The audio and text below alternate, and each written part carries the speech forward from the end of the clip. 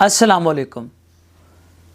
अमराज़ पेट, सीने की दर्द, बलगम, पट्ठों का खिंचाव या सर्दी के लग जाने की वजह से आप परेशान हैं, मुसलसल बलगम आती है या खांसी का आराम ही नहीं आ रहा, आज आपको एक कावा बताऊंगा। आप इसको इस्तेमाल करें।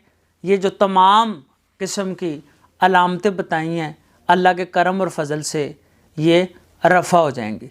तो नाजरीन, चीज़ें: बादियान खताई 100 ग्राम, इलायची खोर्द जिसे छोटी इलायची कहा जाता है वो 10 ग्राम, फिर पुदीना खुश्क ले लें 10 ग्राम, फिर लौंग ले लें, आपने 40 ग्राम लौंग लेने हैं। दालचीनी जी आप 40 ग्राम ले लें। इलायची कलां जिसे बड़ी इलायची कहा जाता है वो 50 ग्राम ले लें। सौंफ 20। और इन तमाम चीज़ों को दादड़ करके किसी बर्तन में महफूज कर लें। दिन में 1 या 2 मरतबा इनका आप कावा इस्तेमाल करें। अल्लाह के करम और फजल से तमाम जो अलामात बताई हैं ये रफ़ा हो जाएंगी। हकीम आसफ़ अली आसफ़, मतब हकीम आसफ़ अली आसफ़, मुरीद के, पाकिस्तान।